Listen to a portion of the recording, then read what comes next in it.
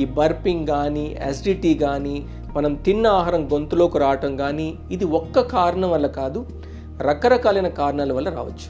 So దాంట్లో ఏంటి అని అంటే, ఇప్పుడు మనం తీసుకున్న ఆహారం అనేది పొట్టలోకి వెళ్ళటానికి రకరకాల రీజన్స్ ఉంటాయి. ఒకటి, మనం మాట్లాడుతూ ఉన్నప్పుడు, వాటర్ తాగుతూ ఉన్నప్పుడు, ఫుడ్ తీసుకుంటున్నప్పుడు మన బాడీలో గ్యాసెస్ అనేది మనం మింగుతూ ఉంటాం.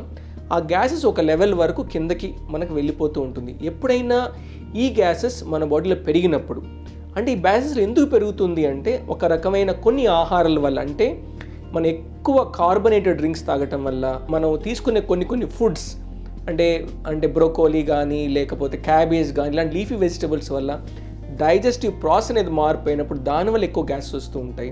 కొంతమందికి ఏంటంటే ఆహారంలో, అంటే మనము పుట్టుకతో కొంతమందికి గ్యాస్ట్రోఈసోఫేజియల్ జంక్షన్ అనేది కొంచెం లూజ్గా ఉంటుంది. కాబట్టి పొట్టలో కొంత గాలి ఎక్కువైనా కానీ రిఫ్లెక్స్ లాగా ఆ గ్యాస్ కిందకి వెళ్ళేకుండా పైకి వచ్చేసేటట్టు, పైకి కొట్టినట్టు అనిపిస్తూ ఉంటుంది. అలాంటప్పుడు చాలామంది ఇబ్బంది పడుతూ ఉంటారు. అలాంటి వాళ్ళకి మనకు ఏంటంటే ఈ గ్యాస్ట్రోఈసోఫేజియల్ జంక్షన్ మనం ఎవాల్యుయేట్ చేయాల్సిన అవసరం ఉంటుంది. ఎవాల్యుయేట్ చేయటం అంటే ఎండోస్కోప్ ద్వారా కానీ, లేకపోతే ఒక రకమైన మానోమెట్రీ కానీ చేసి మన జీ జంక్షన్ ఎట్లా ఉంది, అంటే దాని పనితీరు అనేది, మన మొటిలిటీ సరిగ్గా జరుగుతుందా లేదా.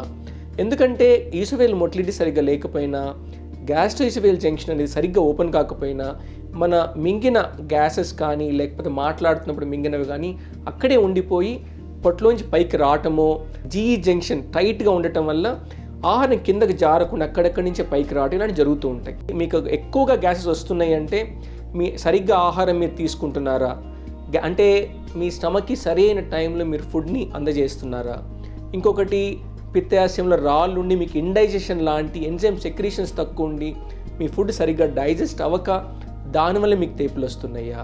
ఇలా మీరు తెలుసుకున్నప్పుడు మీ బర్పింగ్ కానీ, మీ తేపులు బయటికి రావడం కానీ, ఈ రకరకాలైనటువంటి కారణాలని మీరు కానీ చూసుకున్నప్పుడు ఆటోమేటిక్గా ఏదో ఒక సిమ్టమ్ అనో, ఏదో ఒక కారణమనో మీకు ఎత్తుకున్నప్పుడు ఆటోమేటిక్గా దీన్ని తగ్గించడానికి ఆస్కారం ఉంటుంది. ముఖ్యంగా ఎవరికి వచ్చినప్పుడైనా కానీ, ముఖ్యంగా సింపుల్ ఇన్వెస్టిగేషన్స్ లైక్ ఒకటి అల్ట్రాసౌండ్ ఆఫ్ అబ్డమెన్, ఎండోస్కోపీ తప్పకుండా చేయాల్సిన అవసరం ఉంటుంది. దీనివల్ల ఏంటంటే మనకు పిత్తాశయంలో రాళ్ళు ఉన్నాయా, లేకపోతే ఎండోస్కోపిక్గా అప్పర్ జిఏ సిస్టంలో ఎటువంటి చిన్న హామ్ ఉన్నా, చిన్న ప్రాబ్లమ్స్ ఉన్నా కానీ మనం దాన్ని తొందరగా కనుక్కొని దానికి ట్రీట్మెంట్ ఇవ్వటం వల్ల మీ బర్పింగ్ అవన్నీ కూడా తగ్గించవచ్చు.